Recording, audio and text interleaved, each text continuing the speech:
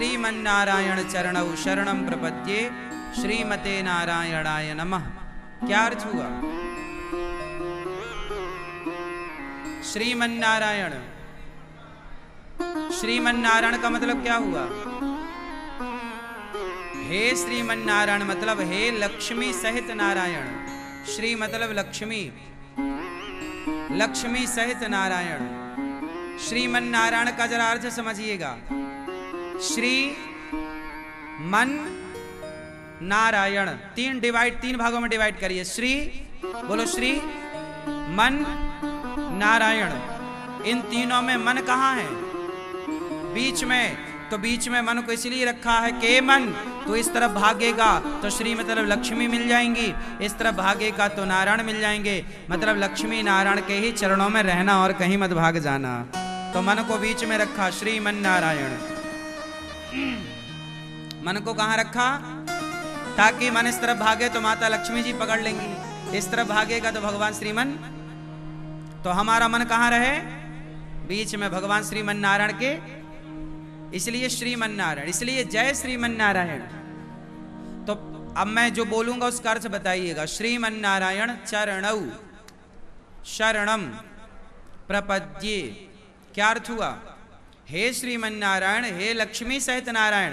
हम अकेले नारायण की उपासना नहीं करते, हम लक्ष्मी सहित नारायण की उपासना करते हैं। हमारे यहाँ युगल उपासना होती है। अकेले राम की उपासना नहीं होती, सीताराम की होती है। अकेले कृष्ण की उपासना नहीं होती, राधा सहित कृष्ण। तो हमारे यहाँ कौन सी उपासना है? अकेले शंकर जी का कहीं मंदिर ना मिलेगा। जहां होगा मंदिर शंकर जी का, वहां माता पार्वती जरूर होंगी, सपरिवार, मतलब युगल उपासना। हाँ या ना? हमारे यहाँ कोई भी अलग अलग नहीं है। लक्ष्मी अकेली नहीं, अकेली लक्ष्मी का वाहन उल्लू है।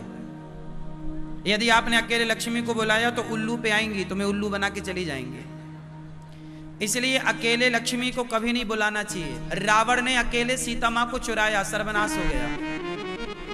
अच्छा जरा सोचो कि रावण ने सीता मां को चुराया, राम को भी चुरा लिया होता दोनों को साथ में, फिर अशोक वाटिका में रखता तो रावण के कोई पुतले जलाता कि रावण की पूजा करता? बोलो। यदि रावण ने राम के साथ सीता मां को चुराया होता, उदाहरण समझो जरा, इमेजिन करो कि रावण ने सीता मां को राम जी के साथ चुराया हो, दोनों को चुराया होता और ले जाके अशोक वाटिका में दोनों को संग रखता, वो दोनों की सेवा करने लग जाता, तो बताओ कोई रावण के पुतले जलाता? अरे पलकों में बिठाते लोग रावण को। नहीं, गलती क्या करी? एक की उपासना की, एक की उपासना, लक्ष्मी की उपासना की। सीता कौन है? लक्ष्मी। लक्ष्मी की उपासना की पर नारायण की उपासना भूल गया। नारायण कौन है? राम। नारायण कौन है? लक्ष्मी की उपासना तो की उसने, पर नारायण की उपासना भूल गया। नारायण से कर ली दुश्मनी और लक्ष्मी जी से कर लिया प्यार, हो गया बंटा ढार। इसलिए आप लोग भी लक्ष्मी अकेली नहीं, श्रीमन नारायण, श्री मतलब लक्ष्मी सहित नारायण। तो श्रीमन नारायण चरणौ, हे श्रीमन नारायण, हे लक्ष्मी सहित नारायण, हम आपके चरणौ मतलब आपके चरणों की, शरणम मतलब शरण, प्रपद्ये मतलब ग्रहण करते हैं। हे श्रीमन नारायण, हम आपके चरणों की, बोलो हे श्रीमन नारायण, हम आपके चरणों की शरण ग्रहण करते हैं। फिर आया श्रीमते नारायणाय नमः। श्रीमते, मते क्या है? श्रीमते, मते क्या है? श्रीमान तो सुना है, श्रीमती तो सुना है। अच्छा सुनो, स्त्री को बोला जाता है श्रीमती, पुरुष को बोला जाता है श्रीमान, और भगवान को बोला जाता है श्रीमते। श्रीमती मतलब स्त्री, ये सांसारिक स्त्री श्रीमती हो सकती है, सांसारिक पुरुष श्रीमान हो सकता है, लेकिन भगवान श्रीमती और श्रीमान नहीं हो। भगवान को आप नहीं बोल सकते श्रीमान भगवान जी, श्रीमान भगवान को नहीं बोल सकते। श्रीमान किसी पुरुष को बोल सकते हैं, पिता को बोल सकते हैं, भाई को बोल सकते हैं, बड़ों को बोल सकते हैं, अतिथि को बोल सकते हैं। श्रीमान जी आइए, क्या बोलेंगे? मां को बोल सकते हैं आप श्रीमती। पुरुष क्या बोलता है? ये मेरी श्रीमती है।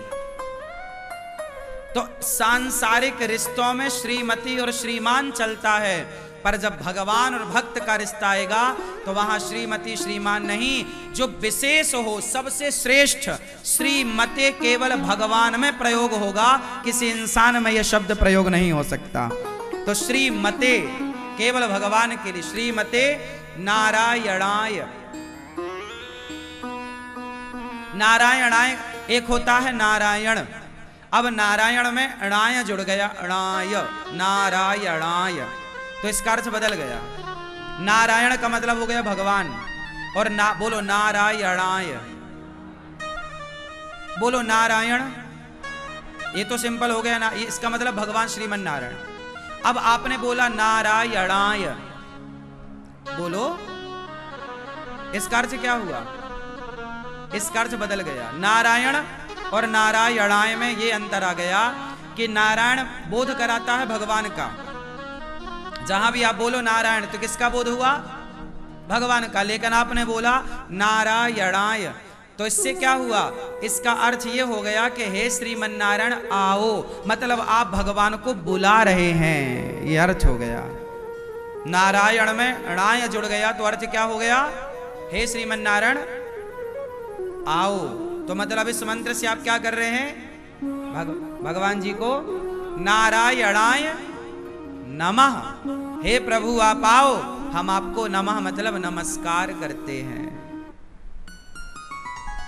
तो फिर से एक बार मेरे संग बोलो, श्रीमन नारायण चरणौ शरणम प्रपद्ये श्रीमते नारायणाय नमः। ये शरणागति मंत्र है। कौन सा मंत्र है ये? जोर से मैया, ये कौन सा मंत्र है? गुलाबी मैया, हाँ आपसे ही पूछ रहे हैं। अगल बगल वाली पड़ोसन मैया चुप रहियो, बिल्कुल चुप ही टाप। गुलाबी मैया बताएंगी ये कौन सा मंत्र है मेरी माँ? कौन सा? जब सुना रहे थे ना तब तुम्हारा ध्यान यहां वहां था, इसलिए बोलते ध्यान से सुनो मेरी माँ। इतनी महंगी बातें सुना रहा हूं, तुम यहां वहां देख रही हो। ध्यान लगा के सुनना है 3 घंटे। चलो बताओ कौन सा मंत्र है ये? कौन सा? शरणागति। इस मंत्र के बिना शरणागति नहीं होगी। शरणागति क्या है? शरणागति मतलब शरण में जाना। शरण में जाए बिना गति ना होगी। विभीषण शरण में गए, है ना?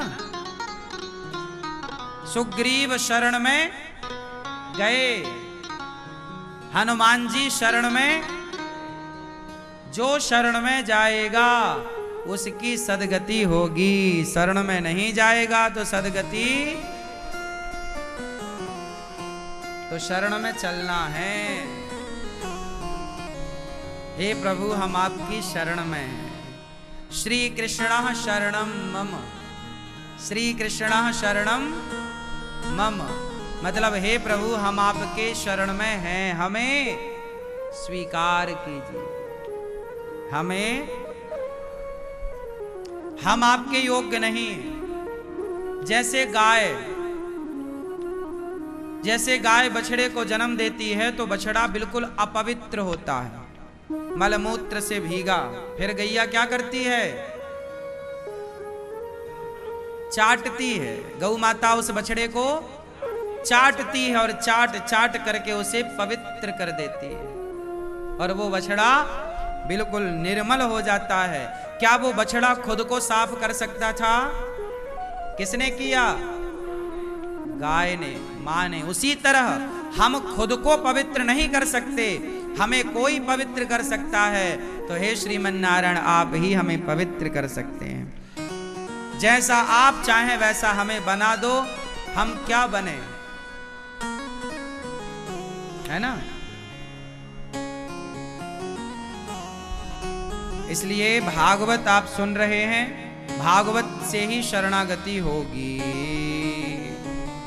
सज्जनमाद्यस्य यतोऽन्वयादितरतस् चार्थे स्वभिज्ञः स्वराट् तेने ब्रह्म हृदयादिकवये मुह्यन्ति यत्सूरयः।